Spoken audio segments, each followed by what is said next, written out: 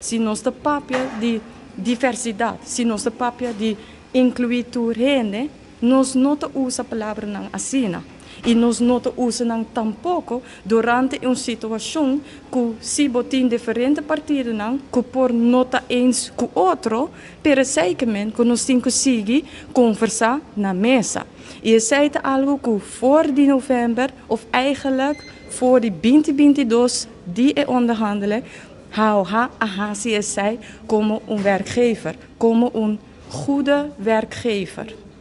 In november getekend is door de ABV. En de ABV is degene die hun vertegenwoordigt. En zij hebben met z'n allen dit hierachter gestaan. Dus die handtekening van de ABV in november. Het hele ziekenhuis heeft daarachter gestaan. Ook de gewone verpleegkundigen van de afdelingen. Iedereen heeft daarachter gestaan.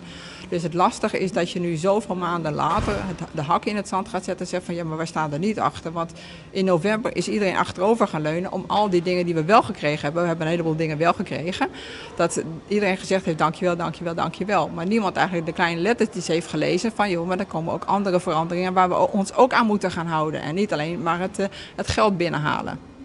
Dus dat is het lastige in deze, dat er in die maanden helemaal niks gedaan is. Dat er gewoon achterover geleund is en gehoopt en gebeden dat het misschien goed zou komen.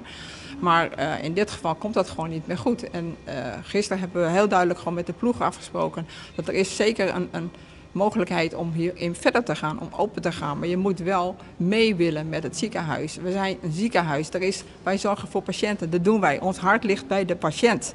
Dus ora mi escucha líder di sindicato da bisogno di empatia. Mi echt me questionar sempre sobre di nos banda nos hace todo lo posible para ayudar nos empleados, não? Lo qual me questionar se ora ta que participação sindicato tem CAO, sobre si não está urgente está na altura, de lo qual cambia na tata.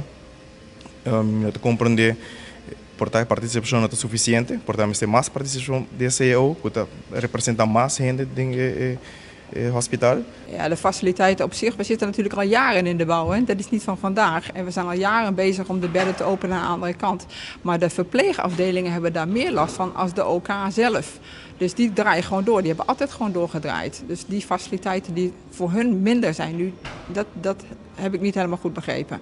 De verpleging op zich, dus de verpleegafdelingen, we hebben veel minder bedden, dat is waar. Maar we hebben gewoon doorgedraaid, we hebben nooit de patiënt daarom af hoeven zeggen. We hebben gewoon ja, eigenlijk dubbel gedraaid om iedereen te kunnen helpen. Dus de OK is daar niet om stilgebleven.